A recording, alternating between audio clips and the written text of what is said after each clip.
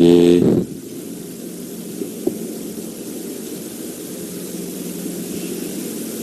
ਇੱਕ ਓੰਕਾਰ ਸਤਿਨਾਮ ਕਰਤਾ ਪੁਰਖ ਨਿਰਭਉ ਨਿਰਵੈਰ ਅਕਾਲ ਮੂਰਤ ਅਜੂਨੀ ਸੈਭੰ ਗੁਰ ਪ੍ਰਸਾਦ। ਚਕਰ ਚਹਿਨ ਅਰ ਬਰਨ ਜਾਤ ਅਰ ਪਾਤ ਨਹਿਨ ਜਿਹੇ ਰੂਪ ਰੰਗ ਅਰ ਰੇਖ ਏਕ ਕੋ ਕਹਿ ਨ ਸਕਤ ਕਹੇ। ਅਚਲ ਮੂਰਤ ਅਨਭਉ ਪ੍ਰਕਾਸ਼ ਅਨਤੋਜ ਕਹਿਜੈ। ਕੋਟ ਇੰਦਰ ਇੰਦਰਾਣ ਸਾਹੇ ਸਹਾਣ ਗਣਜੈ। ਤਰੇ ਭਵਨ ਮਹੀਪ ਸੁਰ ਨਰ ਅਸੁਰ ਨੇਤ ਨੇਤ ਬਾਨ ਤ੍ਰਿਣ ਕਹਿਤ। ਤਬ ਸਰਬ ਨਾਮ ਕਥੈ ਕਵਨ ਕਰਮ ਨਾਮ ਵਰਣਤ ਸਮਤ।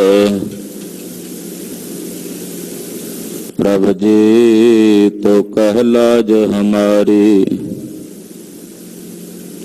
ਨੀਲਕੰਠ ਨਰ ਹਰ ਨਾਰਾਇਣ। ਨੀਲ ਬਸਨ ਬਨਵਾਰੀ ਪਰਮ ਪੁਰਖ ਪਰਮੇਸ਼ਰ ਸੁਆਮੀ ਪਾਵਨ ਪਉਨ ਆਹਾਰੀ। ਮਾਧਵ ਮਹਾਜੋਤ ਮਦ ਮਰਦਨ ਮਾਨ ਮੁਕੰਦ ਮੁਰਾਰੀ। ਨਿਰਵਿਕਾਰ ਨਿਰਜੁਰ ਨਿੰਦਰਾ ਬਿਨ ਨਿਰਭਿਖ ਨਰਕ ਨਿਵਾਰੀ। ਕਿਰਪਾ ਸਿੰਧ ਕਾਲ ਤ੍ਰੈਦਰਸੀ ਕੁਕਰਿਤ ਪਰਨਾਸਨਕਾਰੀ। ਧਨੁਰ ਪਾਨ ਤ੍ਰਿਤ ਮਾਨ ਧਰਾ ਧਰ ਅਨਬਿਕਾਰ ਅਸ ਧਾਰੀ। ਹਉ ਮਤ ਮੰਦ ਚਰਨ ਸ਼ਰਣਾਗਤ ਕਰ ਗਹਿ ਲਿਹੋ ਉਭਾਰੀ। ਹਉ ਮਤ ਮੰਦ ਚਰਨ ਸ਼ਰਣਾਗਤ ਕਰ ਗਹਿ ਲਿਹੋ ਉਭਾਰੀ। ਹਮ ਅਵਗੁਣ ਭਰੇ ਏਕ ਗੁਣ ਨਾਹੀ। ਅੰਮ੍ਰਿਤ ਛਾੜ ਬਿਖ ਬਿਖ ਖਾਈ। ਮਾਇਆ ਮੋਹ ਭਰਮ ਪੈ ਭੂਲੇ ਸਤਿ ਪ੍ਰੀਤ ਲਗਾਈ। ਤਮ ਪੰਥ ਸੁਨਿਓ ਗੁਰ ਸੰਗਤ ਇਹ ਮਿਲੰਤ ਜਮ ਤਰਾਸ ਮਿਟਾਈ। ਇਕ ਅਰਦਾਸ ਪਾਠ ਕੀਰਤ ਕੀ ਗੁਰ ਰਾਮਦਾਸ ਰਾਖੋ ਸ਼ਰਣਾਈ। ਸੁਕਹੁ ਟਲ ਗੁਰ ਸੇਵੀਐ ਅਹਨਸ ਸਹਜ ਦਰਸ਼ਨ ਪਰਸੈ ਗੁਰੂ ਕਾ। ਜਨਮ ਮਰਨ ਦੁਖ ਹੋਵੈ ਸਿਫਤ ਖਸਮ ਦੀ। ਮੂਰ ਅਰਸੋਂ ਕੁਰਸੋਂ ਚੱਟੀਐ ਉਦ ਡਠੇ ਸੱਚੇ ਪਾਤਸ਼ਾਹ। ਹਲ ਜਨਮ ਜਨਮ ਦੀ ਕੱਟੀਐ ਸੱਚਾ ਪਾਤਸ਼ਾਹ। ਸਿਰ ਸ਼ਾਹਾਂ ਦੇ ਸ਼ਾਹ ਜਿਸ ਪਾਸ ਬੈਠਿਆ ਸੋਹੀਐ। ਸਭਨਾ ਦਾ ਵੇਸਾ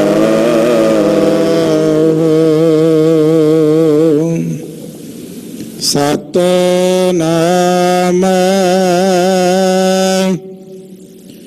ਸ਼੍ਰੀ ਵਾਹਿਗੁਰੂ ਸਾਹਿਬ ਜੀ। ਮਹੱਲਾ ਪੰਜਵਾ। ਗੋਬਿੰਦ ਗੋਬਿੰਦ ਗੋਬਿੰਦ ਸੰਗ ਨਾਮ ਦਿਓ ਮਨ ਲੀਣਾ। ਆਢ ਦਾਮ ਕੋ ਛਿਪਰੋ ਹੋਇਓ ਲਾਖੀਣਾ। ਗੋਬਿੰਦ ਗੋਬਿੰਦ ਗੋਬਿੰਦ ਸੰਗ ਨਾਮ ਦਿਓ ਮਨ ਲੀਣਾ। ਆਢ ਦਾਮ ਕੋ ਛਿਪਰੋ ਹੋਇਓ ਲਾਖੀਣਾ।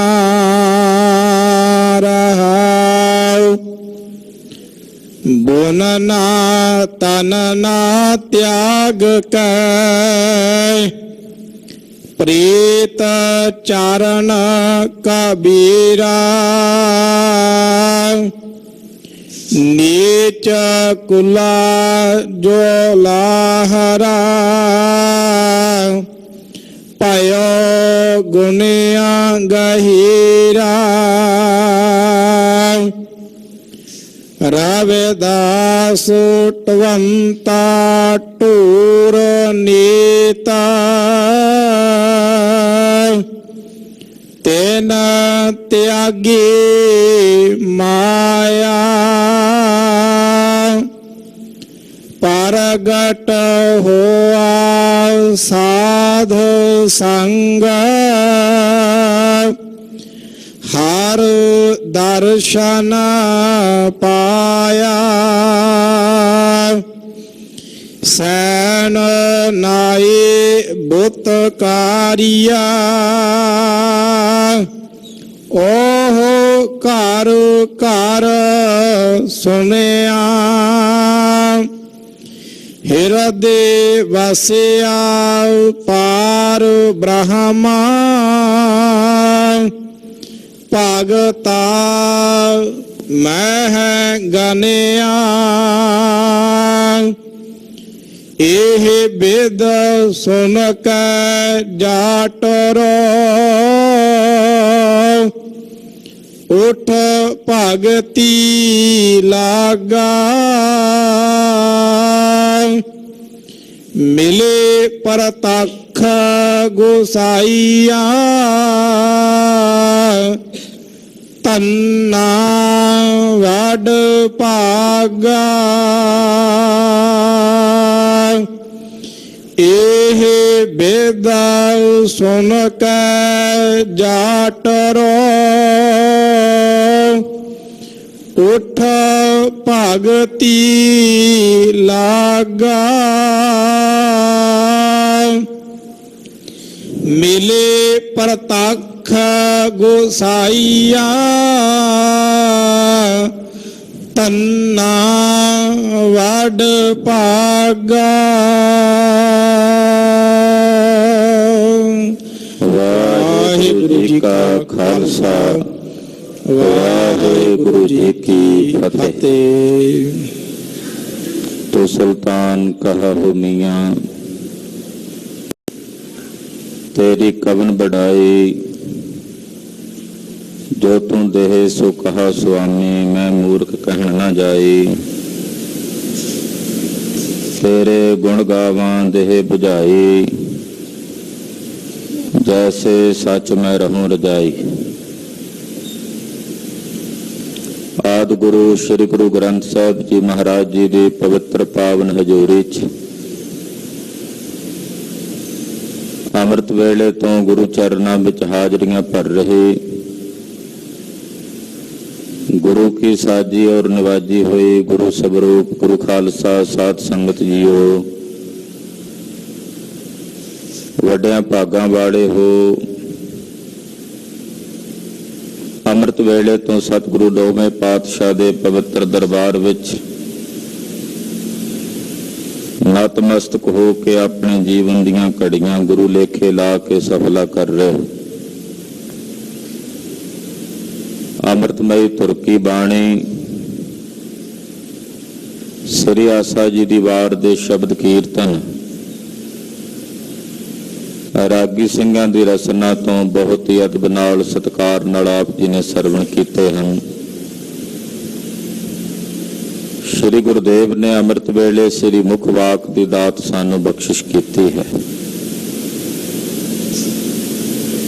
ਰਾਗ ਆਸਾ ਵਿੱਚੋਂ ਅੱਜ ਦਾ ਪਾਵਨ ਸ਼ਬਦ ਸਾਨੂੰ ਸਾਰਿਆਂ ਨੂੰ ਪ੍ਰਾਪਤ ਹੋਇਆ ਹੈ। ਭਗਤ ਧੰਨਾ ਜੀ ਆਸਾ ਰਾਗ ਵਿੱਚ 3 ਸ਼ਬਦ ਆ ਰਹੇ ਨੇ। ਅੱਜ ਦੇ ਹੁਕਮਨਾਮੇ ਤੋਂ ਜਿਹੜਾ ਪਹਿਲਾ ਸ਼ਬਦ ਹੈ ਭਰਮਤ ਫਿਰਤ ਬਹੁ ਜਨਮ ਬਿਲਾਨੇ ਤਨ ਮਨ ਧਨ ਨਹੀਂ ਧੀਰੇ, ਇਹ ਭਗਤ ਧੰਨਾ ਜੀ ਉਚਾਰਨ ਕਰ ਰਹੇ ਨੇ। ਵਿਚਕਾਰ ਇਹ ਸ਼ਬਦ ਮਹੱਲਾ 5ਵਾਂ ਦੇ ਸਰਲੇਖ ਵਿੱਚ ਆ ਰਿਹਾ ਹੈ, ਪਰ ਉੱਪਰ ਸਰਲੇਖ ਵਿੱਚ ਮਹਾਰਾਜ ਭਗਤ ਧੰਨਾ ਜੀ ਦਾ ਜ਼ਿਕਰ ਆਇਆ ਹੈ। ਇਸ ਹੁਕਮਨਾਮੇ ਤੋਂ ਅਗਲਾ ਸ਼ਬਦ ਵੀ ਮਹਾਰਾਜ ਭਗਤ ਧੰਨਾ ਜੀ ਨੇ ਉਚਾਰਨ ਕੀਤਾ। ਹੁਣ ਕਿਸੇ ਦੇ ਹਿਰਦੇ ਵਿੱਚ ਇਹ ਸਵਾਲ ਉਪਜੇਗਾ ਕਿ ਭਗਤ ਧੰਨਾ ਜੀ ਦੇ ਸ਼ਬਦਾਂ ਵਿੱਚ ਗੁਰੂ ਅਰਜਨ ਸਾਹਿਬ ਜੀ ਦਾ ਸ਼ਬਦ ਵਿੱਚ ਮਿਸ਼ਰਤ ਕਿਵੇਂ ਹੈ, ਮਿਲਿਆ ਹੋਇਆ ਕਿਵੇਂ ਹੈ? ਕਿਉਂਕਿ ਇੱਥੇ ਤਾਂ ਭਗਤ ਬਾਣੀ ਚੱਲ ਰਹੀ ਹੈ। ਗੁਰੂ ਅਰਜਨ ਦੇਵ ਸਾਹਿਬ ਜੀ ਨੇ ਆਪਣੇ ਵੱਲੋਂ ਉਚਾਰਨ ਕਰਕੇ ਸ਼ਬਦ ਮਹਾਰਾਜ ਭਗਤ ਧੰਨਾ ਜੀ ਨੂੰ ਸਿਰੇ ਪਾਉ ਵਜੋਂ ਭੇਟ ਕੀਤਾ। ਸ਼ਬਦ ਗੁਰੂ ਅਰਜਨ ਸਾਹਿਬ ਨੇ ਉਚਾਰਿਆ, ਪਰ ਉਹ ਸਿਰੇ ਪਾਉ ਵਜੋਂ ਭਗਤ ਧੰਨਾ ਜੀ ਨੂੰ ਮਹਾਰਾਜ ਜੀ ਇਹ ਸ਼ਬਦ ਸਿਰੇ ਪਾਉ ਵਜੋਂ ਭੇਟ ਕਰਦੇ ਨੇ ਤੇ ਅਖੀਰ ਵਿੱਚ ਆਪਣਾ ਨਾਨਕ ਪਦ ਨਹੀਂ ਵਰਤਦੇ। ਮਿਲੇ ਪ੍ਰਤੱਖ ਗੁਸਾਈਆਂ ਧੰਨਾ ਵਡਭਾਗਾ ਭਗਤ ਧੰਨਾ ਜੀ ਦਾ ਜ਼ਿਕਰ ਕਰਦੇ। ਸਤਿਗੁਰੂ ਜੀ ਇੱਥੇ ਸੰਕੇਤ ਦੇ ਕੇ ਸਾਨੂੰ ਸਮਝਾ ਰਹੇ ਨੇ ਕਿ ਭਗਤਾਂ ਦੀ ਬਾਣੀ ਵਿੱਚ ਔਰ ਸਾਡੀ ਬਾਣੀ 'ਚ ਕੋਈ ਭੇਦ ਨਹੀਂ ਹੈ। ਇਸ ਕਰਕੇ ਭਗਤਾਂ ਦੇ ਸ਼ਬਦਾਂ ਵਿੱਚ ਆਪਣਾ ਸ਼ਬਦ ਮਹਾਰਾਜ ਜੀ ਨੇ ਮਿਲਾਇਆ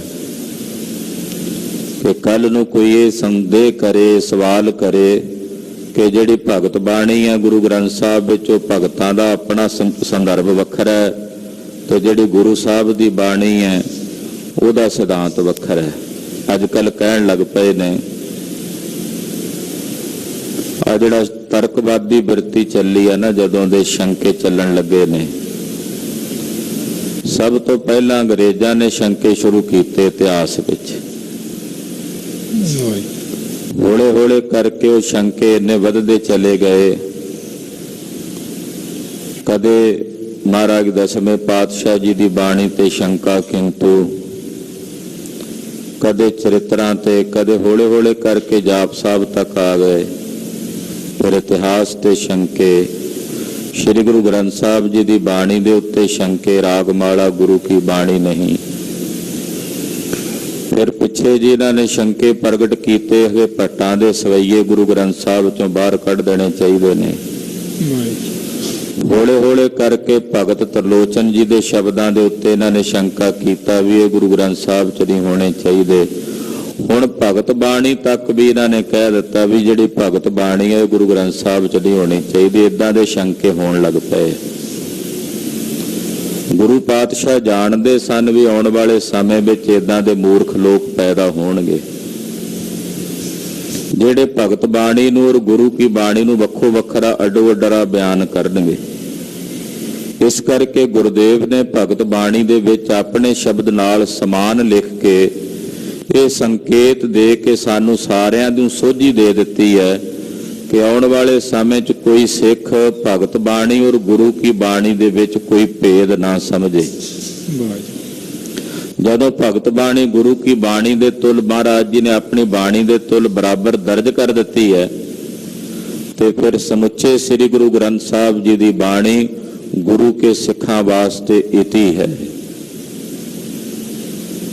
ਇੱਕ ਓੰਕਾਰ ਤੋਂ ਲੈ ਕੇ 18 10 20 ਤੱਕ ਇੱਕ ਰੂਪ ਹੈ, ਕਿਸੇ ਨੇ ਭੇਦ ਨਹੀਂ ਸਮਝਣਾ। ਇਸ ਕਰਕੇ ਭਗਤ ਧੰਨਾ ਜੀ ਦੇ ਸ਼ਬਦਾਂ ਵਿੱਚ ਆਪਣਾ ਸ਼ਬਦ, ਜਿਵੇਂ ਫਰੀਦ ਜੀ ਦੇ ਸ਼ਲੋਕਾਂ ਵਿੱਚ ਫਰੀਦ ਜੀ ਦੀ ਬਾਣੀ ਵਿੱਚ ਵੀ ਮਹਾਰਾਜ ਜੀ ਦੇ ਬਚਨ ਆਉਂਦੇ ਹੈ, ਧੰਨ ਗੁਰੂ ਅਮਰਦਾਸ ਸਾਹਿਬ ਜੀ ਦੇ ਬਚਨ ਆਉਂਦੇ, ਉਹ ਸਮਾਨਤਾ ਦੱਸੀ ਹੈ ਕਿ ਗੁਰਬਾਣੀ ਔਰ ਭਗਤ ਬਾਣੀ ਦੋਵੇਂ ਇੱਕੋ ਰੂਪ ਹੀ ਹਨ। ਤੋ ਮਹਾਰਾਜ ਭਗਤ ਧੰਨਾ ਜੀ ਨੂੰ ਸਿਰੇ ਪਾਉ ਵਜੋਂ ਮਹਾਰਾਜ ਜੀ ਇਹ ਸ਼ਬਦ ਉਚਾਰਨ ਕਰਕੇ ਭੇਟ ਕਰ ਰਹੇ ਨੇ। ਸਿਰੇ ਪਾਉ ਗੁਰੂ ਸਾਹਿਬ ਦਾ ਦੇ ਧੰਨਾ ਜੀ ਨੂੰ ਦਿੱਤਾ। ਹੁਣ ਜਿਹਨੂੰ ਸਿਰੇ ਪਾਉ ਮਿਲ ਜੇ ਫਿਰ ਉਹਦਾ ਹੋ ਜਾਂਦਾ ਨਾ। ਗੁਰੂ ਪਾਤਸ਼ਾਹ ਦੇ ਰਹੇ ਨੇ, ਭਗਤ ਧੰਨਾ ਜੀ ਨੂੰ ਪ੍ਰਾਪਤ ਹੋ ਰਿਹਾ, ਇਸ ਕਰਕੇ ਇੱਕਮੇਕੀ ਹੋ ਗਏ ਨੇ। ਤੋ ਮਹਾਰਾਜ ਭਗਤ ਧੰਨਾ ਜੀ ਵੱਲੋਂ ਸਤਿਗੁਰੂ ਜੀ ਇਹ ਸ਼ਬਦ ਉਚਾਰਨ ਕਰ ਰਹੇ ਨੇ। ਆਓ ਮਨ ਬਿਰਤੀਆਂ ਇਕਾਗਰ ਕਰੀਏ, ਧੰਨ ਗੁਰੂ ਅਰਜਨ ਦੇਵ ਸਾਹਿਬ ਦੇ ਚਰਨਾਂ ਨਾਲ ਆਪਣੀ ਸੁਰਤ ਜੋੜੀਏ। ਜਿਵੇਂ ਭਗਤ ਸੂਰਦਾਸ ਜੀ ਮਹਾਰਾਜ ਜੀ ਨੇ ਇੱਕ ਪੰਕਤੀ ਉਚਾਰੀ ਨਾ, ਰਾਗ ਸਾਰੰਗ ਵਿੱਚ, ਛਾੜ ਮਨ ਹਰ ਬਿਮੁਖਨ ਕੋ ਸੰਗ। ਉਸ ਤੋਂ ਅੱਗੇ ਮਹੱਲਾ ਪੰਜਵਾਂ ਕਹਿ ਕੇ ਭਗਤ ਸੂਰਦਾਸ ਜੀ ਵੱਲੋਂ ਗੁਰੂ ਅਰਜਨ ਸਾਹਿਬ ਨੇ ਉਹਨਾਂ ਦੇ ਭਾਵ ਪ੍ਰਗਟ ਕੀਤੇ, ਇਹ ਦੱਸਣ ਲਈ ਕਿ ਸਾਡੀ ਇੱਕਮਿਕਤਾ ਹੀ ਹੈ। ਜਦੋਂ ਕੋਈ ਤੁਰਿਆ ਪਦ 'ਚ ਚਲਾ ਜਾਂਦਾ, ਉੱਥੇ ਜਾ ਕੇ ਸਾਰਿਆਂ ਦੀ ਸੁਰਤ ਇੱਕ ਸਮਾਨ ਹੀ ਹੋ ਜਾਂਦੀ ਹੈ, ਇੱਕ ਰੂਪ ਹੀ ਹੋ ਜਾਂਦੇ, ਬ੍ਰਹਮ ਰੂਪ ਹੀ ਹੋ ਜਾਂਦੇ ਹੈ। ਉੱਥੇ ਸਰੀਰਾਂ ਦੇ ਪਰਦੇ, ਮਜ਼ਹਬਾਂ ਦੇ, ਮਤਾਂ ਦੇ ਪਰਦੇ, ਉਹ ਉਪਾਧੀਆਂ ਸਾਰੀਆਂ ਖਤਮ ਹੋ ਜਾਂਦੀਆਂ, ਕੇਵਲ ਬ੍ਰਹਮ ਰੂਪ ਹੀ ਹੋ ਜਾਈਦਾ ਹੈ। ਤੋ ਮਹਾਰਾਜ ਭਗਤ ਧੰਨਾ ਜੀ ਨੂੰ ਸਤਿਗੁਰੂ ਜੀ ਇਹ ਸਿਰੇ ਪਾਉ ਭੇਟ ਕਰ ਰਹੇ ਨੇ। ਸਰਵਣ ਕਰਨ ਤੋਂ ਪਹਿਲਾਂ ਗੁਰੂ ਚਰਨਾਂ ਵਿੱਚ ਆਪਣੀਆਂ ਹਾਜ਼ਰੀਆਂ ਲਵਾਉਂਦਿਆਂ, ਆਪਣੀ ਰਸਨਾ ਨੂੰ ਪਵਿੱਤਰ ਕਰਦਿਆਂ ਸਮੂਹ ਮਾਈ ਭਾਈ ਆਖੋ ਜੀ ਸਤਨਾਮ ਸ਼੍ਰੀ ਵਾਹਿਗੁਰੂ ਸਾਹਿਬ ਜੀ। ਸਤਨਾਮ ਸ਼੍ਰੀ ਵਾਹਿਗੁਰੂ ਸਾਹਿਬ ਜੀ। ਸਤਨਾਮ ਸ਼੍ਰੀ ਵਾਹਿਗੁਰੂ ਸਾਹਿਬ ਜੀ। ਮਹੱਲਾ ਪੰਜਵਾ। ਗੋਬਿੰਦ ਗੋਬਿੰਦ ਗੋਬਿੰਦ ਸੰਗ ਨਾਮ ਦਿਓ ਮਨ ਲੀਣਾ। ਮਹੱਲਾ ਪੰਜਵਾਂ। ਪੰਜਵੇਂ ਪਾਤਸ਼ਾਹ ਧੰਨ ਗੁਰੂ ਅਰਜਨ ਦੇਵ ਸਾਹਿਬ ਜੀ ਇਹ ਪਾਵਨ ਸ਼ਬਦ ਉਚਾਰਨ ਕਰ ਰਹੇ ਨੇ। ਗੋਬਿੰਦ ਗੋਬਿੰਦ ਗੋਬਿੰਦ 3 ਵਾਰ ਕਿਹਾ। ਤੁਸੀਂ ਅਕਸਰ ਗੁਰਬਾਣੀ ਦਾ ਇਹ ਨਿਯਮ ਵੇਖਿਆ ਹੋਵੇਗਾ। ਇੱਕ ਸ਼ਬਦ ਗੁਰਦੇਵ ਕਈ ਵਾਰ 3 ਵਾਰ ਹੀ ਵਰਤਦੇ ਆ। ਸਿਮਰੋ ਸਿਮਰ ਸਿਮਰ ਸੁਖ ਪਾਵੋ।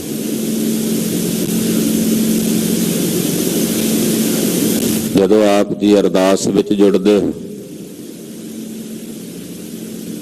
ਤਾਂ ਅਰਦਾਸੀਏ ਸਿੰਘ ਜੀ ਜਦੋਂ ਅਰਦਾਸ ਕਰਦੇ ਹਨ, ਜਦੋਂ ਕਹਿੰਦੇ ਖਾਲਸਾ ਜੀ ਕੋ ਚੇਤਾ ਆਵੇ ਵਾਹਿਗੁਰੂ ਵਾਹਿਗੁਰੂ ਵਾਹਿਗੁਰੂ 3 ਵਾਰੀ ਜੇ ਕਰੋ। ਗੁਰੂ ਨਾਨਕ ਸਾਹਿਬ ਗੁਰੂ ਅੰਗਦ ਦੇਵ ਸਾਹਿਬ ਜੀ ਨੂੰ ਗੁਰਤਾ ਗੱਦੀ ਦਿੰਦੇ ਹਨ। ਕਰਤਾਰਪੁਰ ਸਾਹਿਬ ਦੀ ਧਰਤੀ ਤੇ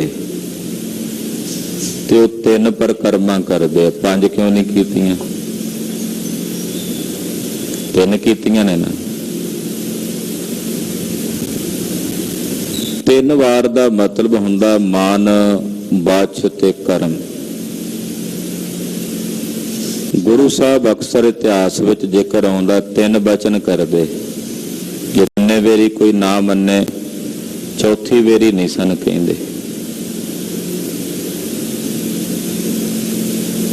ਮਨ ਵਚ ਕਰਮ, ਇਹ ਤਿੰਨ ਵਾਰੀ ਦਾ ਮਤਲਬ ਇਹ ਹੈ, ਮਨ ਕਰਕੇ, ਬਚਨ ਕਰਕੇ ਤੇ ਕਰਮ ਕਰਕੇ। ਇੱਥੇ ਗੁਰਦੇਵ ਕਹਿ ਰਹੇ ਨੇ ਗੋਬਿੰਦ ਗੋਬਿੰਦ ਗੋਬਿੰਦ, ਤਿੰਨ ਵਾਰੀ ਕਿਹਾ, ਮਨ ਕਰਕੇ, ਬਚਨ ਕਰਕੇ, ਕਰਮ ਕਰਕੇ। ਭਗਤ ਨਾਮਦੇਵ ਜੀ ਦਾ ਮਨ ਉਸ ਵਾਹਿਗੁਰੂ ਦੇ ਸ਼ਬਦ ਵਿੱਚ ਲੀਨ ਹੋ ਗਿਆ। ਨਾਮਦੇਵ ਮਨ ਲੀਣਾ, ਭਗਤ ਨਾਮਦੇਵ ਜੀ ਦਾ ਮਨ ਲੀਨ ਹੋ ਗਿਆ। ਲੀਨ ਹੋ ਜਾਣ ਦਾ ਮਤਲਬ ਹੁੰਦਾ ਹੈ ਜਿਉਂ ਪਾਨੀ ਸੰਗ ਪਾਨੀ, ਇਹ ਲੀਨ ਹੋਣਾ। ਗਲਾਸ ਇੱਕ ਪਾਣੀ ਦਾ ਭਰਿਆ ਹੋਵੇ, ਹੁਣੇ ਸਰੋਵਰ ਵਿੱਚ ਉਲੱਦ ਦਈਏ, ਹੁਣ ਉਹਨੂੰ ਵੱਖਰਾ ਤਾਂ ਨਹੀਂ ਕਰ ਸਕਦੇ ਜਿਹੜਾ ਸਰੋਵਰ 'ਚ ਪਾ ਦਿੱਤਾ, ਉਹ ਸਰੋਵਰ ਦੇ ਜਲ ਵਿੱਚ ਮਿਲ ਕੇ ਜਲ ਰੂਪ ਹੀ ਹੋ ਗਿਆ ਨਾ।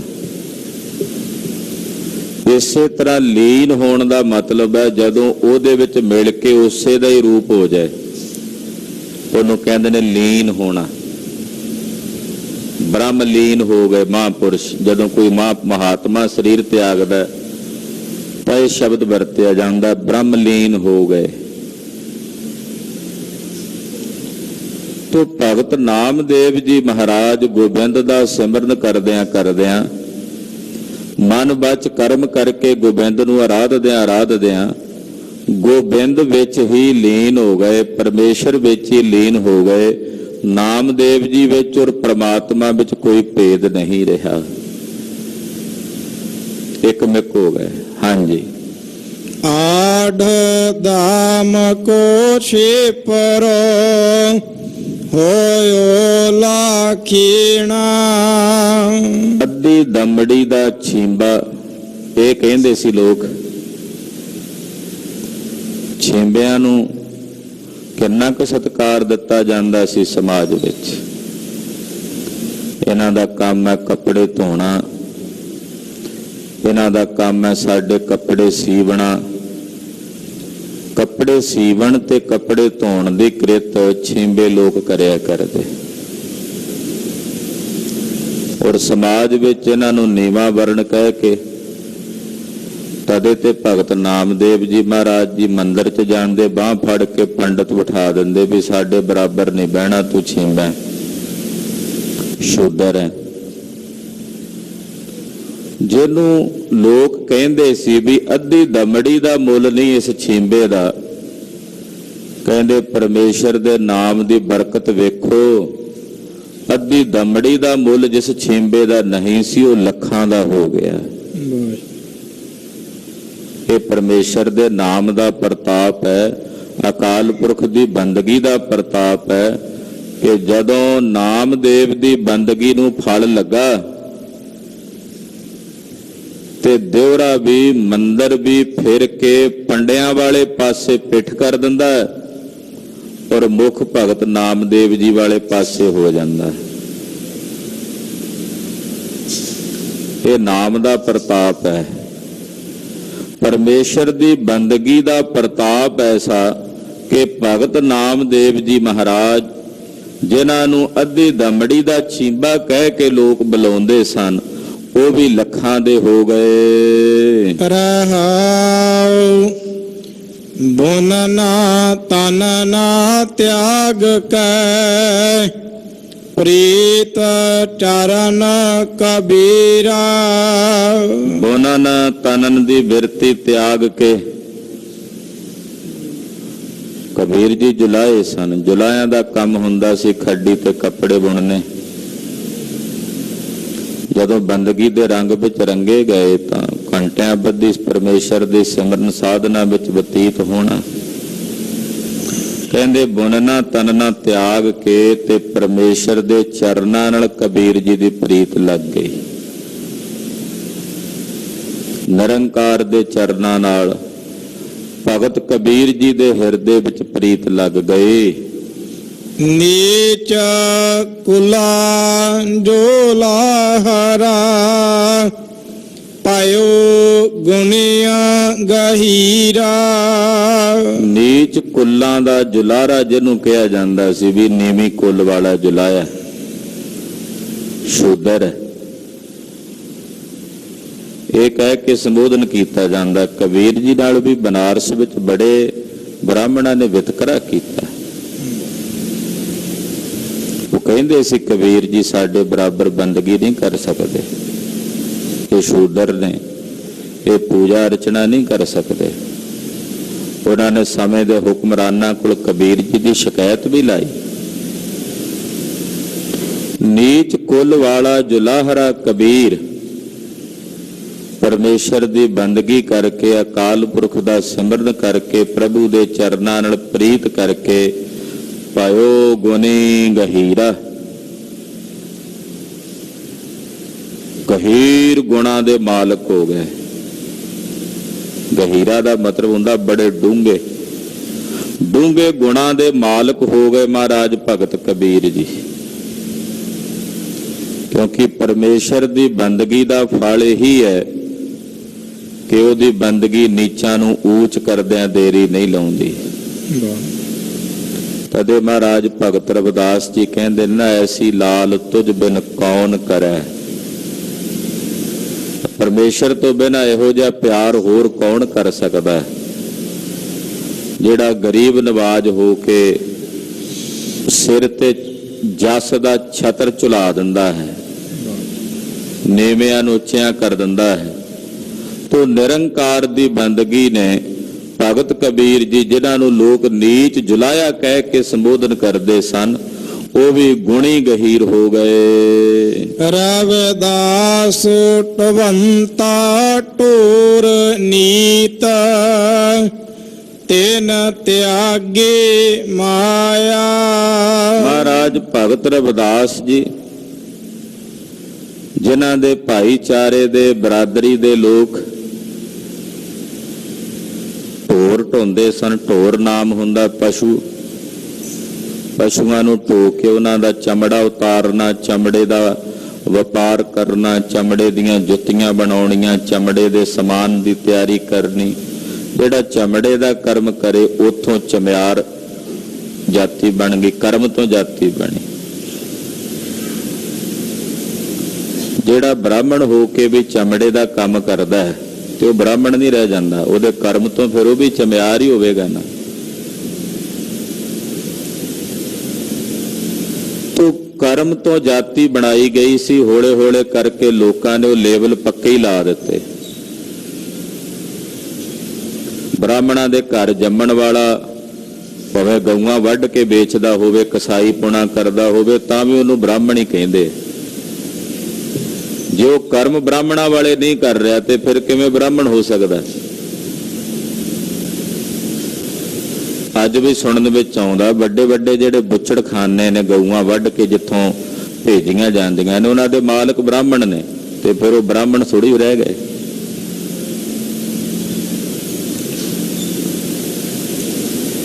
ਨਿਰੰਕਾਰ ਪਰਮੇਸ਼ਰ ਦੀ ਬੰਦਗੀ ਕਰਨ ਵਾਲੇ ਮਹਾਰਾਜ ਭਗਤ ਰਵਿਦਾਸ ਜੀ ਮਹਾਰਾਜ, ਜਿਨ੍ਹਾਂ ਦੇ ਆਲੇ ਦੁਆਲੇ ਦੇ ਜਿੰਨੇ ਪਰਿਵਾਰਕ ਮੈਂਬਰ ਸਨ ਉਹ ਢੋਰ ਢੋਂਦੇ, ਮਹਾਰਾਜ ਭਗਤ ਰਵਿਦਾਸ ਜੀ ਦੇ ਹਿਰਦੇ 'ਚ ਪਰਮੇਸ਼ਰ ਦੀ ਬੰਦਗੀ ਦਾ ਰੰਗ ਲੱਗਾ ਤੇ ਇਹਨਾਂ ਨੇ ਸੰਸਾਰ ਦੀ ਮਾਇਆ ਦਾ ਤਿਆਗ ਕੀਤਾ।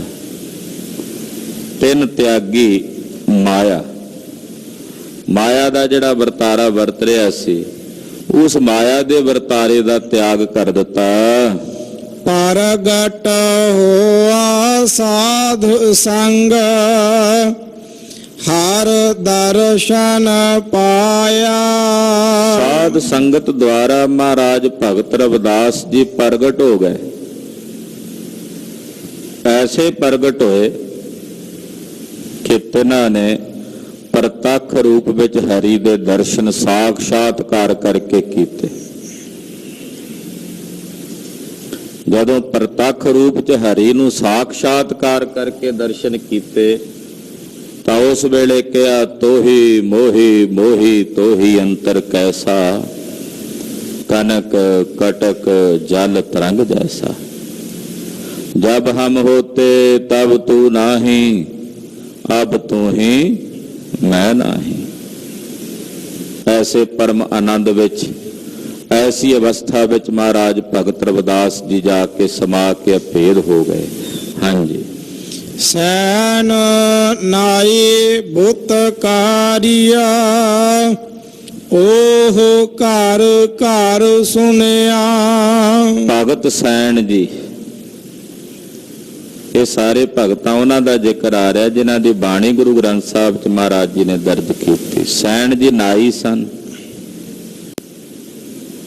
ਰਾਜਿਆਂ ਦੀਆਂ ਬੁੱਤੀਆਂ ਕੱਢਣੀਆਂ, ਮਾਲਿਸ਼ ਕਰਨੀ, ਇਹ ਕਿਰਤ ਕਰਦੇ ਸੀ। ਕਬੀਰ ਜੀ ਜੈਸੇ ਮਹਾਂਪੁਰਸ਼ਾਂ ਦੀ ਸੰਗਤ ਭਗਤ ਸੈਣ ਜੀ ਨੂੰ ਪ੍ਰਾਪਤ ਹੋਈ ਤਾਂ ਇਹ ਵੀ ਨਿਰੰਕਾਰ ਦੀ ਬੰਦਗੀ ਦੇ ਰੰਗ ਵਿੱਚ ਰੰਗੇ ਗਏ। ਇਸ ਤਰ੍ਹਾਂ ਲਿਖਦੇ ਆ ਭਾਈ ਗੁਰਦਾਸ ਜੀ ਸੈਣ ਜੀ ਦੇ ਬਾਬਤ ਕਿ ਸੈਣ ਜੀ ਦੇ ਘਰ ਇੱਕ ਦਿਨ ਰਾਤ ਨੂੰ ਪ੍ਰਾਹੁਣੇ ਆਏ ਸੰਤ ਮਹਾਂਪੁਰਸ਼। ਉਹਨਾਂ ਨਾਲ ਬੈਠਿਆਂ ਸਾਰੀ ਰਾਤ ਪਰਮੇਸ਼ਰ ਦਾ ਕੀਰਤਨ ਕਰਦਿਆਂ ਬੀਤ ਗਈ। ਸਵੇਰੇ ਰੋਜ਼ ਰਾਜੇ ਦੇ ਦਰਬਾਰ 'ਚ ਜਾ ਕੇ ਰਾਜੇ ਦੇ ਇਸ਼ਨਾਨ ਤੋਂ ਪਹਿਲਾਂ ਮਾਲਿਸ਼ ਕਰਨ ਲਈ ਪਹੁੰਚਦੇ ਸੀ। ਅੱਜ ਨਹੀਂ ਜਾ ਸਕੇ। ਉਧਰ ਰੱਬ ਨੇ ਸੈਣ ਰੂਪ ਹੋ ਕੇ ਰਾਜੇ ਦੀ ਜਾ ਕੇ ਮਾਲਿਸ਼ ਕੀਤੀ ਕਿ ਮੇਰਾ ਭਗਤ ਤਾਂ ਮੇਰੀ ਭਗਤੀ 'ਚ ਤਤਪਰ ਹੈ। ਰਾਜੇ ਦੇ ਤਨ ਤੇ ਕੋਈ ਚਮੜੀ ਦਾ ਰੋਗ ਸੀ। ਪ੍ਰਭੂ ਦੇ ਹੱਥ ਸਪਰਸ਼ਣ ਦੇ ਨਾਲ ਇਹਦੇ ਰੋਗ ਦੀ ਨਿਵਰਤੀ ਹੋ ਗਈ। ਇਹਨੇ ਸੈਣ ਦਾ ਸਤਿਕਾਰ ਕੀਤਾ। ਭਗਤ ਸੈਣ ਜੀ ਸੁਣ ਕੇ ਹੈਰਾਨ ਹੋਏ ਕਿ ਮੈਂ ਤਾਂ ਅੱਜ ਮਾਲਿਸ਼ ਤੇ ਆਇਆ ਹੀ ਨਹੀਂ, ਇਹ ਤਾਂ ਰੱਬ ਆਇਆ ਸੀ। ਬਸ ਉਸੇ ਵੇਲੇ ਨਿਰੰਕਾਰ ਦੀ ਬੰਦਗੀ ਦਾ ਗੂੜਾ ਰੰਗ ਹਿਰਦੇ ਚ ਆ ਚੜਿਆ। ਸੁਣ ਪ੍ਰਤਾਪ ਕਬੀਰ ਦਾ ਦੂਜਾ ਸਿੱਖ ਹੋਆ ਸੈਣ ਨਾਈ। ਆਏ ਸੰਤ ਪਰੌਣੇ ਕੀਰਤਨ ਹੋਆ ਰਹਿਣ ਸਬਾਈ। ਤੋ ਨਿਰੰਕਾਰ ਦੀ ਬੰਦਗੀ ਦੇ ਰੰਗ ਵਿੱਚ ਭਗਤ ਸੈਣ ਜੀ ਰੰਗੇ ਗਏ ਤੇ ਜਿਹੜੇ ਬੁੱਤੀਆਂ ਕੱਢਣ ਦੇ ਵਿੱਚ, ਨਾਈ ਦੀ ਕਿਰਤ ਕਰਨ ਦੇ ਵਿੱਚ ਨਿਪੁੰਨ ਸਨ, ਉਹ ਘਰ ਘਰ ਸੁਨਿਆ। ਘਰ ਘਰ ਦੇ ਵਿੱਚ ਭਗਤ ਸੈਣ, ਭਗਤ ਸੈਣ, ਭਗਤ ਸੈਣ, ਏਦਾਂ ਉਹਨਾਂ ਦੀ ਸੋਭਾ ਘਰ ਘਰ ਚ ਹੋਣ ਲੱਗੇ। ਹਿਰਦੇ ਵਸਿਆ ਪਾਰ ਬ੍ਰਹਮਾ, ਭਗਤਾ ਮਹਿ ਗਨਿਆ। ਹਿਰਦੇ ਵਿੱਚ ਪਾਰ ਬ੍ਰਹਮ ਪਰਮੇਸ਼ਰ ਅਕਾਲ ਪੁਰਖ ਜੀ ਵਸਦੇ ਹਨ। ਜਿਨ੍ਹਾਂ ਦੇ ਹਿਰਦਿਆਂ ਵਿੱਚ ਪਾਰ ਬ੍ਰਹਮ ਪਰਮੇਸ਼ਰ ਜੀ ਵਸਦੇ ਨੇ, ਭਗਤ ਸੈਣ ਜੀ ਜੈਸੇ ਮਹਾਂਪੁਰਸ਼ਾਂ ਦੇ, ਉਹ ਭਗਤਾਂ ਵਿੱਚ ਗਿਣੇ ਜਾਂਦੇ ਆ। ਉਹਨਾਂ ਨੂੰ ਭਗਤਾਂ ਵਿੱਚ ਗਿਣਿਆ ਗਿਆ। ਜਦੋਂ ਭਗਤਾਂ ਦੀ ਗਿਣਤੀ ਹੁੰਦੀ ਹੈ ਨਾ, ਤਾਂ ਭਗਤਾਂ ਵਿੱਚ ਸੈਣ ਜੀ ਨੂੰ ਵੀ ਗਿਣਿਆ ਜਾਂਦਾ, ਕਬੀਰ ਜੀ ਨੂੰ ਵੀ ਗਿਣਿਆ ਜਾਂਦਾ, ਰਵਿਦਾਸ ਜੀ ਨੂੰ ਵੀ ਗਿਣਿਆ ਜਾਂਦਾ। ਜਿਨ੍ਹਾਂ ਦੇ ਹਿਰਦੇ ਵਿੱਚ ਪਾਰ ਬ੍ਰਹਮ ਪਰਮੇਸ਼ਰ ਵਸ ਆਇਆ ਹੈ, ਉਹ ਭਗਤਾਂ ਵਿੱਚ ਗਿਣੇ ਜਾਂਦੇ ਹਨ। ਇਹ ਬਿਦ ਸੁਨ ਕੈ ਜਾਟਰੋ, ਉਠ ਭਗਤੀ ਲਾਗਾ। ਜਦੋਂ ਇਹ ਵਿਧੀ ਉੱਪਰ ਭਗਤਾਂ ਮਹਾਂਪੁਰਸ਼ਾਂ ਦੀ ਵਿਧੀ ਕਹਿੰਦੇ ਮੈਂ ਜੱਟ ਧੰਨੇ ਨੇ ਸੁਣੀ, ਤਾਂ ਕਹਿੰਦੇ ਉੱਠ ਕੇ ਮੈਂ ਵੀ ਪ੍ਰਭੂ ਦੀ ਭਗਤੀ 'ਚ ਲੱਗ ਗਿਆ। ਭਗਤ ਧੰਨਾ ਜੀ ਉਹ ਵੀ ਪਰਮੇਸ਼ਰ ਦੀ ਭਗਤੀ ਵਿੱਚ ਲੱਗ ਗਏ। ਮਿਲੇ ਪਰਤਖ ਗੋਸਾਈਆ, ਧੰਨਾ ਵਡ ਭਾਗਾ। ਕਹਿੰਦੇ ਪ੍ਰਤੱਖ ਰੂਪ ਦੇ ਵਿੱਚ ਗੁਸਾਈ ਜੀ ਮਹਾਰਾਜ ਭਗਤ ਧੰਨਾ ਜੀ ਨੂੰ ਮਿਲੇ ਤੇ ਧੰਨਾ ਜੀ ਜਿਹੜੇ ਵੱਡਿਆਂ ਭਾਗਾਂ ਵਾਲੇ ਹੋ ਨਿਬੜੇ। ਪ੍ਰਤੱਖ ਰੂਪ ਚ ਵਾਹਿਗੁਰੂ ਜੀ ਪਰਮੇਸ਼ਰ ਜੀ ਆ ਕੇ ਮਿਲੇ। ਪ੍ਰਤੱਖ ਰੂਪ ਦੇ ਵਿੱਚ ਹੀ ਆਏ ਨਾ। ਧੰਨਾ ਜੀ ਦੇ ਸਨਮੁਖ ਉਹਦੀਆਂ ਗਊਆਂ ਚਾਰਦੇ, ਧੰਨਾ ਜੀ ਦੇ ਨੱਕੇ ਮੋੜਦੇ, ਖੂਹ ਗੇੜਦੇ। ਪ੍ਰਤੱਖ ਰੂਪ ਚ ਹੀ ਆ ਕੇ ਮਿਲੇ ਭਗਤ ਧੰਨਾ ਜੀ ਨੂੰ। ਤੋ ਇਸ ਪ੍ਰਕਾਰ ਨਾਲ ਮਹਾਂਪੁਰਸ਼ਾਂ ਭਗਤਾਂ ਨੂੰ ਅਕਾਲ ਪੁਰਖ ਵਾਹਿਗੁਰੂ ਪਰਮੇਸ਼ਰ ਨੇ ਆਪਣੇ ਵਿੱਚ ਭੇਦ ਕੀਤਾ। ਆਪਣਾ ਸਿਮਰਨ ਵੇਖ ਕੇ, ਆਪਣੀ ਬੰਦਗੀ ਵੇਖ ਕੇ ਉਹਨਾਂ ਨੂੰ ਆਪਣੇ ਵਿੱਚ ਅਭੇਦਤਾ ਦਾ ਸੁਖ ਪ੍ਰਦਾਨ ਕੀਤਾ।